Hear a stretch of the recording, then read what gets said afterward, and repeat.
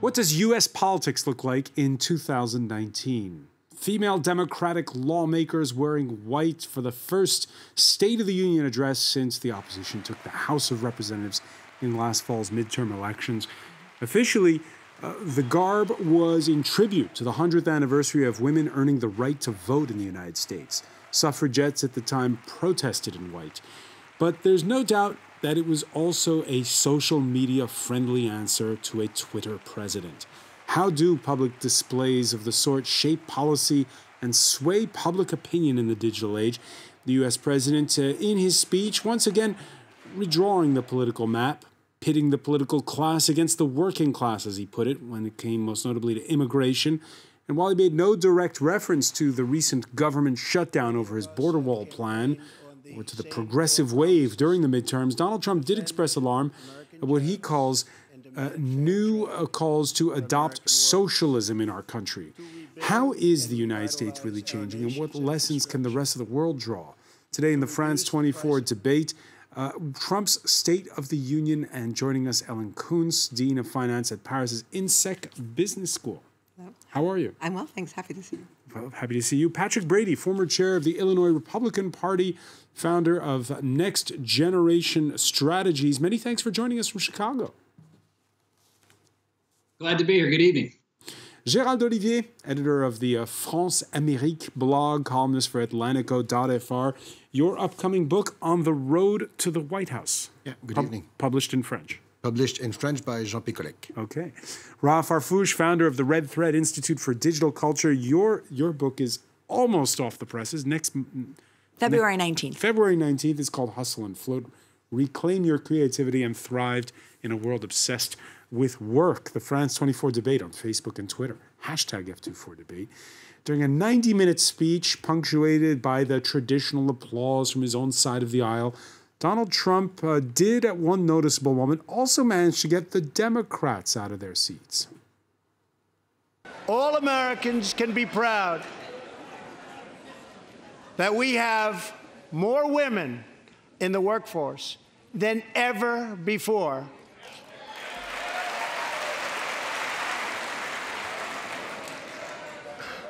Don't sit yet. You're going to like this.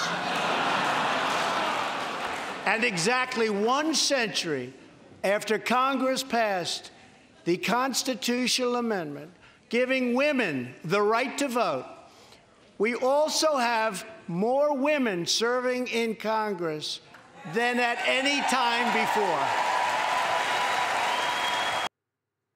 All right, we don't see it in those pictures, but there's a lot of whooping and cheering at that moment. What did you make of that scene, Ellen? It reminded me a lot of his address to the United Nations, where something similar happened, where he thought he had onboarded people to his message, and in fact, it kind of turned against him. You think they were definitely cheering against him in that case? Well, I think it was an ironic cheer, but to be fair, and maybe to his credit, he did wake up citizenship, in the notion of citizenship and citizens taking action and participative democracy was the response to his first 2 years in office. That's why there are so many women. You didn't see it as some magical sort of parenthesis in an otherwise quite partisan speech where there really was this moment of coming together? Unfortunately, no. I would be hopeful if I could. I'm hopeful because I think there's still time to save our institutions. But otherwise, no. This is a man who doesn't do his homework. He's a very lazy president, so he didn't think that far ahead. Patrick Brady, what did you make of that moment? I respectfully disagree. Hey, it was a lighthearted moment in his speech. And they were elected a lot of women to Congress, which is a great thing. We need more Republican women. But actually, I thought he handled that pretty well. I had issues with other parts of the speech, but not that. And there were points in the speech where the group of women congressmen in the white didn't clap when they should have been clapping. They should have been clapping about low unemployment and low African-American unemployment. And they should have been clapping when we talk about national defense and our national heroes, and they sat on their hands. And I think in public opinion here, from what they did last night, I don't think they did themselves any favor by not at least acting like they're going to be bipartisan going forward. Ra Farfouche? I mean, I just think it's sort of ironic that we're celebrating the right of women to vote and critiquing what they should and should not be clapping for. I think the women that were there, the women that were elected in Congress, knew exactly the message that they were sending. They knew exactly the issues they wanted to support. And I think that they cheered for themselves because in large part, their presence was a direct result of opposition to this administration. So I actually think that they knew exactly what they were doing. And it was, I thought their reactions was absolutely perfect. Is there a precedent? I don't think there is, of one side of the aisle dressing a certain way. Well, we did have some women dressed in red from, like, The Handmaid's Tale at a couple of Senate hearings and a couple of. But for a State of the Union speech. Not that I. So what do you make of it? Is it a tribute to the suffragettes, or is it a dig at Donald Trump? I don't think it is a dig at Donald Trump. I think this was a statement of empowerment. I think 2018 was an incredibly difficult year. I think women faced a lot of challenges from policies from this administration. And I think this was a statement of solidarity, a statement of support, a statement of the work that still needs to be done, but also an honor of how far we have come. Patrick Brady, what did you think of the fact that the Democratic women dressed in white? I'm all for it, and I'm raising 3 daughters. I'm all for more power for women, but the reality is they're elected members to the United States Congress, and there are interests beyond their own, and that we all agree on, and we need to support our country. And I think, listen, I'm not a Trump fan, but I do agree with the message. We need to be unified if we're going to go forward. And if you're not clapping for national defense or the things that are going well in this country, then you're not doing your job as a congressperson. I support everything they're doing. I want more women in Congress. But we're all in one team. It's not just one group of individuals. We're supposed to be a country. Gérald Olivier, your thoughts on, well, what we saw last night, and just in terms of visually what it looked like. Well, it has to do with the theatrics of politics. And the irony here, the State of the Union, the president comes in before the whole Congress.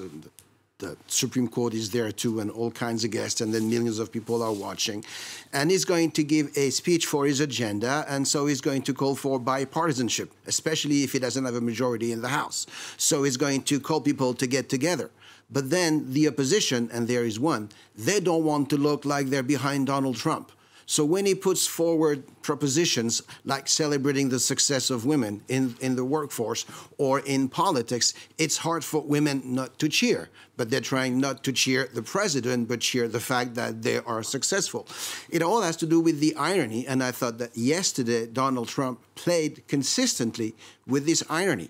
He was putting forward an amazing series of facts regarding the economy, regarding the situation of the U.S. today as what it was 2 years ago, regardless of how you want to look at it. Very positive numbers for the unemployment, for minority, and so forth. And he was forcing the opposition to cheer for him or to look like they were not cheering for America. And the whole time you're listening to him and you're watching at the reaction. There are now, when you watch the State of the Union, you watch 2 shows, the presidential show and then the response from the audience. How do they sit? Do they stand? Do they cheer? Do they clap? Do they just smirk? Yeah, there was a lot of smirking last night. And there is, I'm turning to the Frenchman, this idea that the Americans do know how to put on a show. We have one reaction from a viewer saying, it felt like a Hollywood award show. The cameras scanned and commentators gave background on the who's who.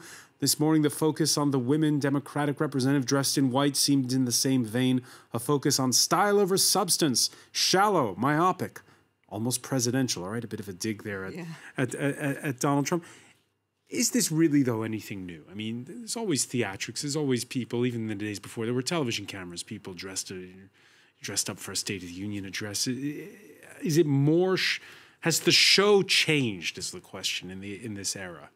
I don't think the show has changed. I think how that show is delivered in tiny, bite-sized, hyper-segmented packages that are consumed by little bubbles of different audiences all over the internet, I think that's different. Yes. I think you watch the entire show, and at least for myself, I could tell there were certain moments that I just knew when watching it were going to be memes the next day, were going to be tweets, were going to be talked about. And then how they're talked about completely depends on the filter or the lens of the person's worldview. So I think it's just the process of how we're spreading that information out. So it's just a way of communicating, or does it also change policy, this new way of getting your message across, be it the Republicans or the Democrats? Well, in this particular case, I'm very worried about the absence of policy. In fact, I'm tempted to say... From both sides? Well, no, because the president has threatened to block policy, and we can talk about what he said specifically in that vein. But I'm thinking, what State of the Union? That was a campaign rally speech last night. So he hit all of his talking points that he hits on campaign rallies. Let's not forget that this is the first president who declared his reelection campaign and actually created a reelection campaign the day after he was sworn into office. So he's actually been campaigning for these 2 years, and I think last night was every different. president in a State of the Union address campaigns a little bit. Yes, but no, he has an actual. Right. He started a real actual campaign, and I was worried at some of the standing ovations. I was very disheartened by the fact that when he talked about reinstating the nuclear arms race, the entire GOP got on their feet and applauded that. I thought, wow. When we talk about this fear of tribalism coming to America. It's here. Just before we turn to those policy points, and they are important now, they're essential, in fact. Patrick Brady, as a political strategist, let me ask you to pick up on what Rahaf was saying a moment ago. I know that, for instance, the NBA Basketball League has a problem because people don't watch the games anymore. They just watch the highlight reels. When you're talking about politics, is it the same problem? You have an event like the State of the Union address. It lasts 90 minutes. Nobody watches the show. They just watch the memes. Yeah, I think that's exactly right. But for the record, I still watch the NBA. But yeah, that's exactly what happens. And I agree with the previous statement about we used to call it sound bites. Now it's tweets, and it filters through a group, and then the people that like that particular viewpoint listen and watch through that forum, and that's the problem here. But I think the deeper problem in the United States is it's not any of the policy discussions we're having. We have a problem with the way we choose our elected officials, and in the Congress, it's called gerrymandering, where the elected officials pick their districts. So each of these sides, Democrats and Republicans, they only have to win their primaries. So they only appeal to their respective bases. That's why you get the divisions we get right now. I don't think the policies are that much different than they were than when I got involved in this 30, 40 years ago. It's right now we have people that are trying mainly just to appeal to their base, and they're not trying to appeal to the centers. Moderate Republicans like me are a dying breed, and that's what causes a lot of the problems. Gérald Olivier, here in Europe, what lessons can we draw from the way politics is changing in America? Because it's also changing here in Europe, isn't it? Yeah, maybe not as successfully as it is there or as effectively. No, there is definitely showmanship.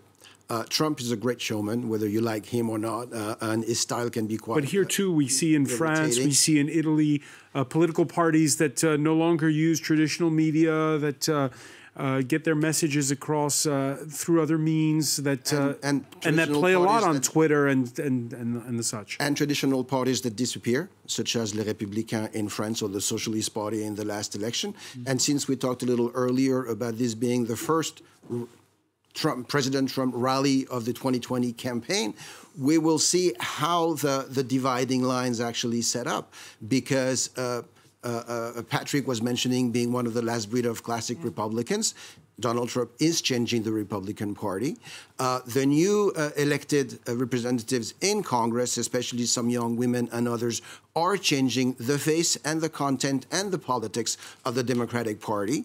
We saw back in 2016 that some blue states are all of a sudden turn red, and the Republican Party has become the new party of the working class, as opposed to the elite class of urban elitism, usually voting Democrats. Mm-hmm. So lines are being redrawn, and it's more significant maybe in the United States because it's clearer, and because those lines have always been more pragmatic and less ideological than they are in Europe.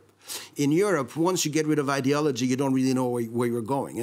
And with, I don't want to shift topics and go into Gilets jaunes and that kind of crisis we're seeing, but we have a great crisis of identity, political identity in France. We don't really have it in the U.S.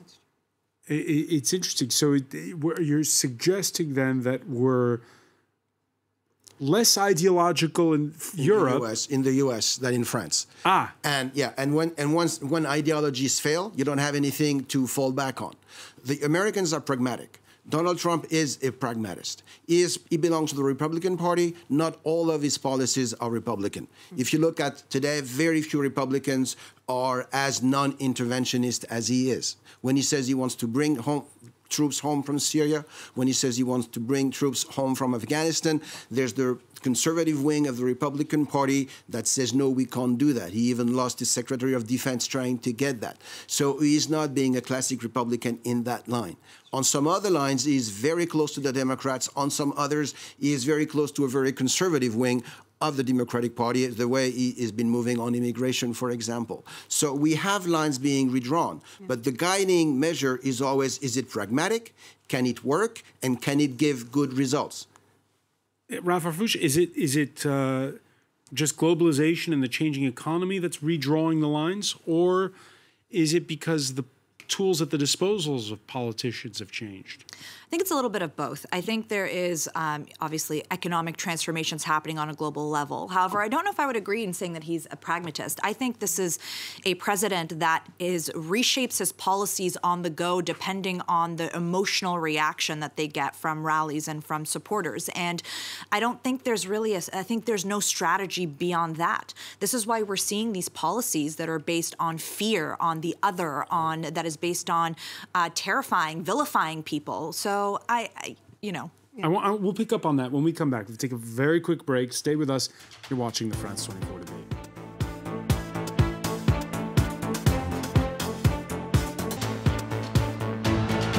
Welcome back, or welcome if you're just joining us. It's the France 24 debate. We're taking in the spectacle that is every year, the State of the Union address in the United States. This one pushed back to the month of February because of that government shutdown in the U.S. We're talking about it with Ellen Kuntz, Dean of Finance at Paris's INSEC Business School. Welcome back as well to Patrick Brady, who joins us from Chicago, former chair of the Illinois Republican Party and the founder of Next Generation Strategies. Gérald Olivier, editor of the France Amérique blog, columnist for Atlantico.fr, your upcoming book, On the Road to the White House. And she is the author of Hustle and Float, which comes out this month. Ralph Harfouche, founder of the Red Thread Institute for Digital Culture. Donald Trump, in his speech, again reminding us, as Gérald Olivier was telling us just before the break, just how much he has changed the Republican Party when he claimed to defend the working class. No issue better illustrates the divide between America's working class and America's political class than illegal immigration. Wealthy politicians and donors push for open borders while living their lives behind walls and gates and guards. Meanwhile, working class Americans are left to pay the price for mass illegal immigration. Reduced jobs, lower wages, overburdened schools, hospitals that are so crowded you can't get in, increased crime, and a depleted social safety net. Now, we could obviously, I see you shaking your head over the substance of what he's saying, Ellen Kuntz, but his use as well of the word working class. Now, in the old days, it was, left-wingers who talked about the working class. I think he's doing it once again. I think what I'm realizing is how easy it is to stumble into some form of dictatorship that is that has cronyism and nepotism and fake justice and power grabs. He's saying things. What actually is happening on the ground, for example, two things that he said during his address were how much he opposes endless wars and how much he is in favor of criminal justice reform. The problem is this is also the most understaffed and over-indicted presidency we've ever seen. But when he uses the word working class, what does that mean? Well, it really should mean middle class. And what the shutdown revealed, this was the longest shutdown in American history, 2 paychecks missed by federal workers, is that the middle class has truly disappeared. That, if we learned one thing from the shutdown in a very painful way, is that people had to sell their belongings and take McJobs to survive when government jobs and being a government worker used to ensure a middle class lifestyle in America. Charles Olivier, again, the comparison with Europe, we saw with Brexit that a lot of the people who voted for it were the people who traditionally in the old days voted for Labour.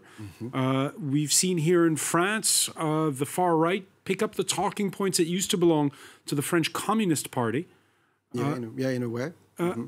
Is that what Donald Trump is doing here when he talks about the working class? I'm not sure he's doing exactly the same, but he is riding on a wave of populism that he even started himself, or actually that was started a little earlier, if you want to go back, by the Tea Party movement, mm-hmm. which he grabbed on and made actually his base.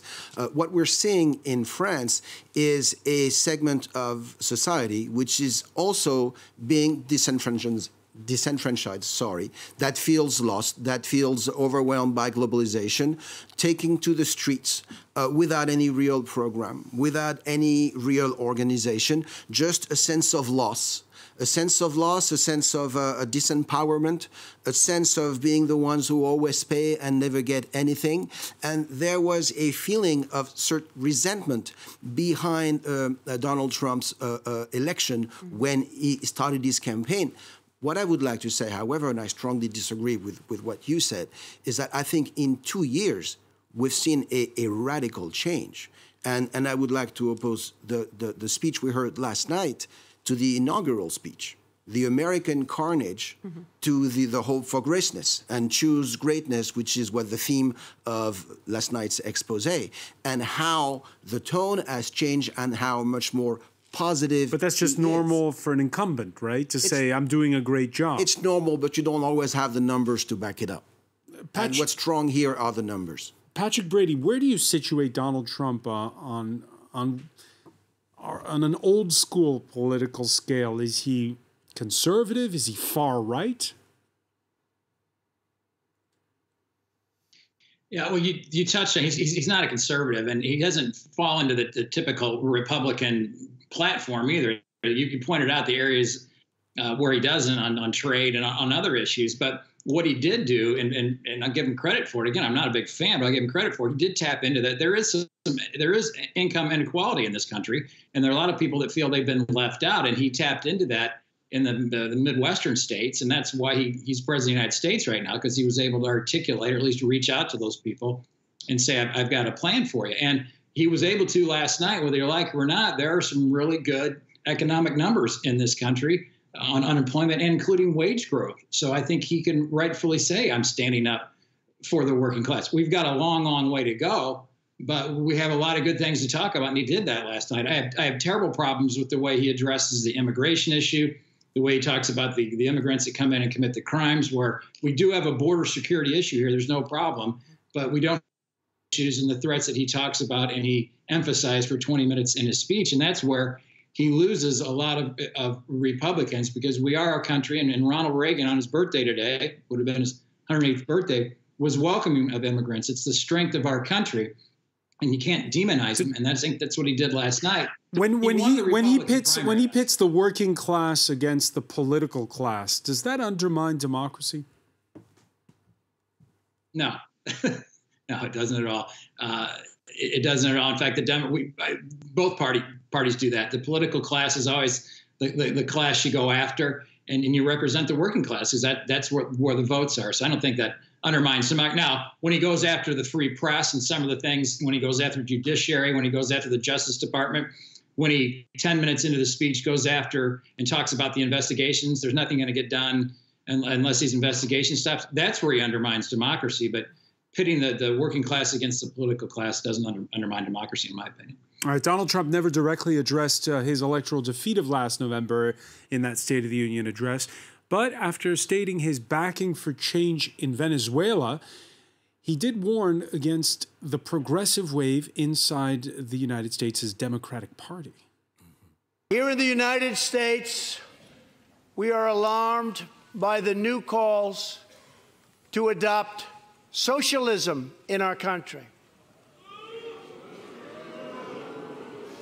America was founded on liberty and independence, and not government coercion, domination, and control. Tonight, we renew our resolve that America will never be a socialist country. What did you make of that, Ron Farfouche? I mean, fundamentally, this is a campaign. This is almost a war on narrative. It's like we're living in separate realities, and there's been an erosion of a shared version of what is happening. So we're beyond the level of this statistic or that statistic. We're now talking about the history, the identity, the values of the United States. And I find this to be incredibly frustrating to watch because, you know, historians will tell you that some of the greatest economic growth and democratic growth, some of the greatest advancements the U.S. has seen was during a time when there was a lot of government support for accessible healthcare, accessible education, accessible social services, things that the Republicans have been committed to gutting. So I think we've just started throwing around words like socialism and all this other stuff as a way to frighten people instead of really talking about the values of what made America a prosperous country once upon a time. Yeah. I thought that after Bernie Sanders ran in 2016 that the word socialism was no longer taboo. Well, it still is in many electors, including Donald Trump's. Now, I thought we started this conversation talking about social media. And to me, this line was directed at the younger generation, not Bernie Sanders, but Alexandra Ocasio-Cortez and what she represents and the type of things she's been pushing, free healthcare, free education, and all kinds of elements that are very generous that everyone knows would never work because they would ruin the country, basically. So there's a kernel of truth in what he's saying, and that there is a change in U.S. politics. There's a radicalization. The Democratic Party is more left-wing than it used to be. Absolutely. And there's a younger generation coming, and when you see who among the group of those who have already declared, you know, they were going to be running in 2020, the Harris, the Cory Booker, the what's her name from Massachusetts? Elizabeth Warren. Elizabeth Warren, thank you. They're further left than a lot of the candidates we were used to, further left than even Hillary Clinton was. And the new wave, and Bill de Blasio in New York, Mr. Cuomo, governor of New York. We have a new Democratic Party, which in a way has been taken over by his left wing. And Patrick was explaining this a few minutes ago when he was talking about the importance of the primary. Because of gerrymandering, you don't need to win the general election. You need to win the primary. And in the primary, usually the more radical wing tends to participate in the vote. So that's the one you have to appeal to. And you can see it in politics every day. Is there still, they've always talked about a silent majority, people who are not so radical to the left or to the right? Let's see. I'm worried about a president who radicalizes progressives, because that is just radicalizing progress itself. And by conflating socialism as it may be practiced in some Latin American countries, as opposed to socialism as it could be practiced in democratic Nordic countries that have excellent social models, it's a shame, and it gets lost in sound bites and the rest. I think it's very disingenuous, and all apologies to the Republicans, especially the traditional Republicans. But if they don't cheat, they'll lose, because they have a history, and it was originally called the Southern Strategy, where and you mentioned earlier the Tea Party.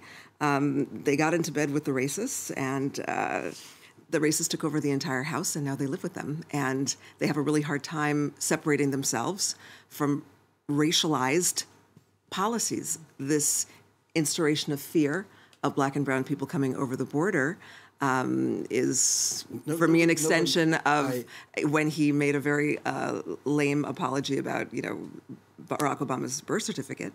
And this campaign rally last night, State of the Union, was very Nixonian in many ways. It's very disheartening to hear what you say, because if they don't win, they cheat. I don't know if you can ever back it up with any kind of example to prove that. Yeah, they don't cheat, they'll lose. Because they've had no way to reach out to, for example, Hispanics. I don't know if you mean that he cheated when he was elected. No. I'm talking about gerrymandering, redistricting. Oh, but gerrymandering is not done by Republicans. It's done by everybody. It's done by everybody, and Democrats more than anyone, and everybody.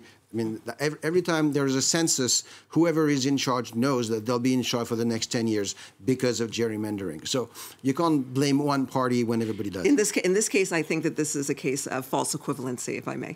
And this is one of the problems also, I think, of what your book deals with, is this idea that, one party's bad is as bad as the other party's bad. We have a felonious... Is it easier to demonize the other than it used to be, Ralph Harfouche? Yeah, I mean, of course it is, because now you have an ability to reach millions of people without being mediated through fact checkers, through journalists, through institutions that are designed to provide you with some sort of neutral coverage. Now he can say whatever he wants, he can tell whatever story he wants, and it goes directly out to the people. And I do just want to say, like, just for a statement, that when he does address comments to the younger members of the party, like those younger members like Alexandra Ocasio-Cortez, she didn't rise in a vacuum. She rose in direct response to an administration that was taking away and that was attacking a lot of immigrants, minorities, women, people, LGBTQA. And so I think for me, I see her and the new wave that came with her, a lot of women in positions of leadership. I see this as a generation of people, because let's not also ignore the fact that if you look at the people in that room, there was a distinct, old versus young generational issue here as well, that this younger group of diverse people wants to bring about some more positive change of what they need. So I don't know. I think it's easier than ever to tell the story that you want, because I can probably get a lot of political supporters if I could tell them whatever they wanted to hear with zero backing it up. But that's nothing new. The reaching out is nothing new. The scalability at which you can reach people is new. Instead of just him in a stadium, he's reaching, millions and millions of people and then getting retweeted and shared, and certain clips are being taken out of context and being shared again. So this is a much different remix. Let me ask Patrick Brady, do you feel as though citizens are becoming more sophisticated now in the way that they use Twitter and Instagram and Facebook? Or is it, you're able to touch the emotional nerve just the same as it was the case when these a couple of years back? I don't think people are necessarily getting more sophisticated. I think they go to the Twitter feeds or the cable news network that supports what they already believe. And this has been going on for 20 years, maybe even longer here. And the campaigns that actually of social media, to their credit, was the Obama campaign. Yeah. Oh, the image seems to have frozen there with Chicago. We'll try to reconnect very quickly with Patrick Brady. Apologies for that. Gérald Olivier. Yeah, I wanted to react to what Raf was saying when she was talking about Alexandra Cortez. She is the perfect example of what's wrong with the system and what we were talking about. She won the primary in an overwhelmingly Democratic district. And had an independent run against her, he probably would have won. But nobody did. And the Democratic candidate who lost in the primary decided not to run as an independent. But had he probably would have won.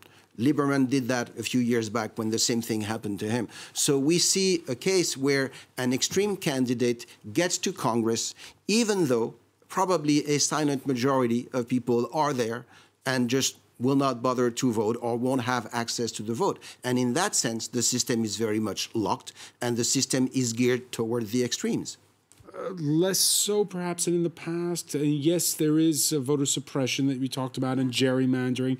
We also saw the highest turnout in a midterm election in a century. Since we can credit Donald Trump's election by waking up really a fiber of love of our democracy or not. You have to show it.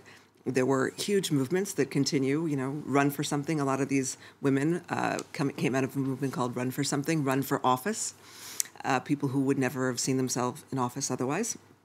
But I still have to really disagree on what's radical.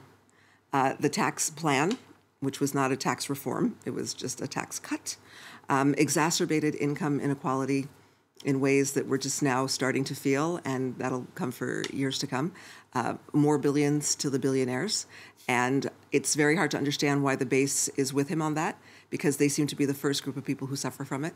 All right, we're experiencing the same thing in this country where people are questioning the whole system when it comes to taxes and when it comes to who pays their fair share for public services. At the end of the day, the more billions for billionaires, is that going to come back to haunt politicians if they do that? I absolutely think so. I mean, I think you made the perfect point, which is what is so radical? What is she talking about that is so incredibly radical other than strengthening the same social net that Donald Trump mentioned as being weakened in his own address? I think we're going to start to see the rise of people using some of these technological platforms to raise awareness. Yes, she might have been a little bit more radical, but she was young. She had a crowd-funded campaign, much like Obama in 2008. She has an incredible use of social media, reaching people, getting her message out there, gaining support. And she has managed, after the election, to be one of the very few people who on a social media stage can challenge this president in terms of gaining people's attention. Sure. So I think she is a representative of a new hope for the Democratic Party, at least within the sense of being able to use some of these tools to reach out and connect people. Yes. So I think that this is going to be one of those things that, as the internet, I'm hoping we're going to see a little bit more transparency. We're going to start seeing more of the impacts, more of the ramifications of some of these policies. But I also would like to stay optimistic and say that I hope that the ramifications, as we see billionaires, more billions for billionaires, which I love, that we're going to see more people sort of take a political stance with their vote against it. Patrick Brady, do you get the sense, and perhaps this can be a little bit of a lesson for those practicing politics on this side of the Atlantic, that, well, everybody's kind of recalibrated now after what happened in 2016, and everybody's smarter at getting their message across? Yeah, and she's been a genius at it. She's one of the most formidable people I've ever seen, especially at her age and where she's coming from. I mean, she won in a primary in New York, and unheard of, and now she's a force. So good for her. But again, it depends on what the underlying message is, and the suggestion that she's not further left, way further left than Barack Obama or Hillary Clinton, or certainly way further left than Bill Clinton, I think is a bit misguided. Some of these policies, the attacking the billionaires, a lot of the stuff that she's going to attack billionaires to pay for health care and free college, it's just not true. I don't want to say it's a lie, but it's just not true. You could tax billionaires out of the country and it still would only fund the government for about 3 weeks. We need some good tax reform that helps the middle class, but the class warfare things or comments we hear from some of the far left Democrats, I don't think are productive. And I don't think they're really good politics at the end of the day.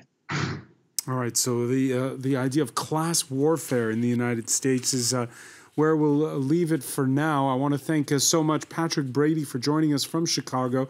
I want to thank as well Ellen Kuntz, Gérald Olivier, Ralph Harfouche. Stay with us. Media Watch is next.